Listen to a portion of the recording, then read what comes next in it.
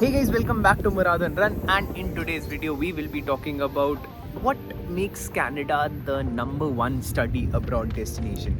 So many people end up going to Canada, and ideally 30% of Indian students who go abroad come to Canada. But what is so special about Canada apart from the immigration system? We'll also be talking about the immigration system, but are there anything is there anything else which is better in Canada, what other countries are not providing? So let's have a detailed discussion about that. So without further ado, let's directly jump into it.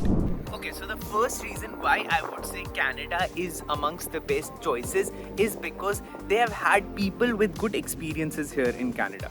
I have talked to at least 30 people, 30 students here in Canada, and all of them have recouped all their tuition fees. Whatever they ended up paying for their tuition, they have all recovered it back.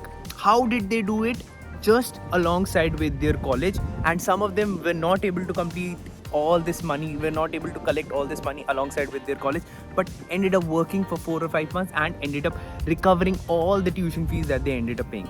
So you end up paying 10, 15, 20, 30 lakh rupees, and you end up recovering all that money within 4 or 5 months of you graduating. So that actually means that the return on investment is good.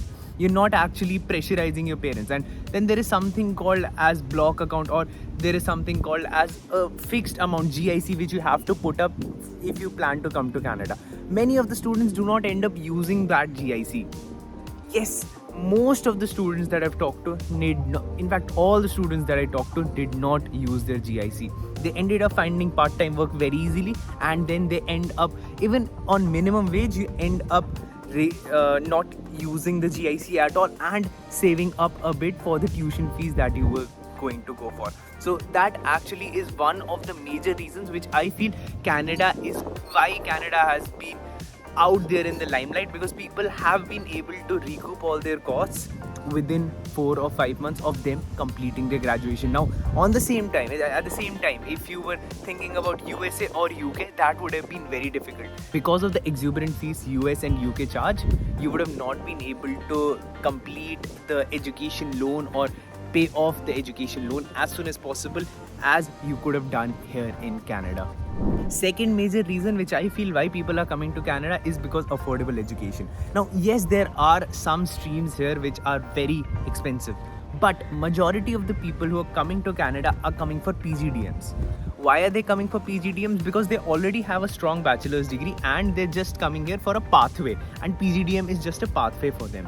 So if you're coming here for PGDM, you'll not be spending much. You'll be spending in the ballpark of 10 lakh to 15 lakh to 20 lakh rupees. And recovering that cost ideally is very easy. But then if you're going to USA, then amount of money that you usually spend is a lot. But keep in mind, if you're coming here for a university in Canada, the amount of money that you'll be spending in a university will be very high. You can end up spending around 30 lakh, and also it can go up to 60 lakh also. Rotman and all end up charging you 60 lakh plus. But the amount of money that you make from these is actually absolutely amazing. So a person who graduates from Rotman can expect a salary of 80,000 to 90,000, or in fact $1 lakh as well, which is 60 lakh rupees in itself in the first year. So university versus college, it is something we have already discussed. If you still want to understand whether you should go to a university or a college, I would recommend you to watch this video. But having said that, the amount of money that you pay for a Canadian college is actually cheaper than what you pay for US, UK and Australia. We have already talked about, they're just money grabbing. It's just a machine for them, money grabbing machine. So Australian education system is ideally very expensive in that regards. Third is quality of life. Canada was considered to be the best country for quality of life. Now at the same time, Australia was ranked number 6th in this entire ranking system, and US and UK did not even make up to the top 10 of these ranks, but Canada was ranked number 1 in terms of quality of life. Fourth is part-time work opportunities. That here in Canada is, everyone here is working for 2 or 3 jobs. Everyone, at least one job, but many people end up doing 2 jobs as well.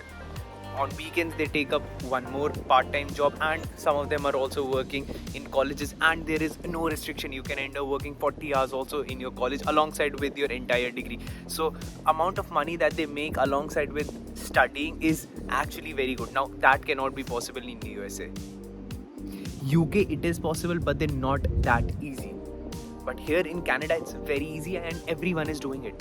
The immigration pathway to enter into Canada is actually very easy, and there are multiple ways you can enter. So you can go for the CEC, Canadian Experience Class. You can also go for FSW, a Federal Skilled Worker. You can also go for FSTV, Federal Skilled Trades Program. You can all of this comes via your CRS score. CRS score is a score that anyone can calculate. You can also calculate your CRS score. I'll leave a link in the description. You can calculate your own CRS score, and without even coming and studying here in Canada, you can try for a PR. I mean, I am trying to do that without even studying in Canada. I'll be applying for a PR here without even studying. Yes, that is possible. So that is the beauty of Canadian immigration system. It is not necessary that you study from Canadian college. Let's suppose you understand French and you can speak French. If you do that, it is better than having a work experience or having studied in Canada. If you just understand and speak French and you can score well in French, that would be enough for you to get a PR. Almost enough to get a PR in Canada. Trust me, it would be. Like, just go and check that link. Now, if you know French, if you can speak French, or if you wish to learn French and you do end up learning French, the amount of numbers that your CRS score would go up by is amazing. So check that out. Next point would be healthcare system. Canadian healthcare system is free for everyone. Now, if you are coming as a student, Canadian healthcare system actually covers majority of the things. If you're under 25, and even if you are above the age of 25, that's completely fine. I guess I'll be missing my train.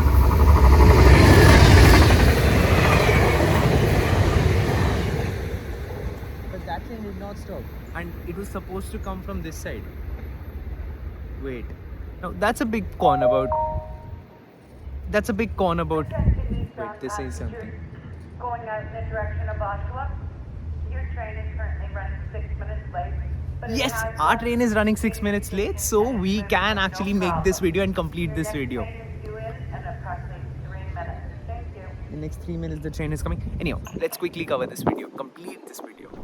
Now, one question everyone has been asking me, Murad, I have heard that after studying 1 year in Canada, I get a 1 year post-study work visa. After studying 2 years in Canada, I get a 3 year post-study work visa. Which one should I go for? Now, I have talked to so many people here who came here just for the 1 year just for 1 year education. Now, ideally, you just need 1 year of education to get a PR. More or less, if you end up getting that 1 year of work experience, you will get the PR. The train was supposed to come in 3 minutes and it's here just in a minute. Let's end this recording here and we'll cover this in the next video. So make sure to watch this video. And that's our train. Bye.